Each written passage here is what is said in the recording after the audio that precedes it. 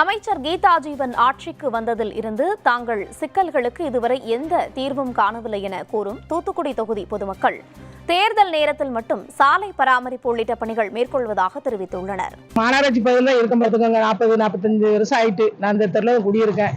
எங்களுக்கு பாதாள சாக்கடை வருதுங்களா, நாங்க வரல. ரோடு வசதி கிடையாது, எந்தமான வசதி கிடையாது. நாங்க ரொம்ப கஷ்டப்பட்டவங்க தான் எல்லாரும் இருக்கிறவங்க. ஏன்னா அமைச்சர் வாராங்க, அப்பப்போ வாராங்க, ஓட்டு கேட்கிற நேரத்துல வராங்க, நான் அதை செய்யறேன் இதை செய்யறாங்க. ஆனா இது வரைக்கும் ஒண்ணுமே செய்யல. ஒவ்வொரு பைப் லைனுக்கு நாங்க எத்தனாயிரம் செலவழிச்சுக்கணும் ஒவ்வொரு வீட்டுக்காரங்களுக்கு தெரியும். கிட்டத்தட்ட ஒரு லைனுக்கு வந்து யாருமே செலவழிக்க கூடாதுன்னு சொல்லியிருந்தாங்க. ஆனா ஒவ்வொருத்தரும் ஒவ்வொரு மாதிரி வந்து ரூபாய் கேட்கும் போது கொடுக்கலைன்னா அந்த பைப் லைன் கொடுக்க மாட்டேன்னு சொல்றது. இதுக்கு பயந்து தண்ணி எங்களுக்கு தேவை இருக்கு, அத்தியாவசிய தேவை.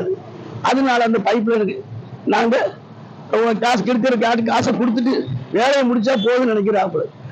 எல்லா வேலையும் ஊழல். ஊருக்குள்ள சத்துணவு மையம் கிடையாது, ரேஷன் கடை கிடையாது, விளையாட்டு மைதானம் கிடையாது, சிறுவர் பூங்கா எதுவுமே கிடையாது. சும்மா ஓட்டு வாங்கில வருவாங்க, அதுக்கப்புறம் அவங்களை தேடிதான் நம்ம போக வேண்டியிருக்கு. அதனால வந்து யாரு நல்ல இது பண்ண ஒர்க் பண்றேன்னு நினைக்காங்களோ அவங்களுக்கு நாங்கள் ஓட்டு போடுவோம். திமுக ஆட்சி போன 5 வருஷமும் அமைச்சராக இருந்தாங்க, 5 வருஷம் எம்எல்ஏ இருந்தாங்க. ஆனா எங்களுக்குள்ள எந்த இதுவுமே செய்யல. மீனவர்களுக்கு கொண்ட எந்த வித இதுவும் கிடையாது. எந்த நேரமும் பார்த்தாலும் ஒரே கொலை பாலியல் தான் நடக்குது தவிர மக்களுக்கு சேர வேண்டிய எதுவுமே சேர மாட்டேங்கி.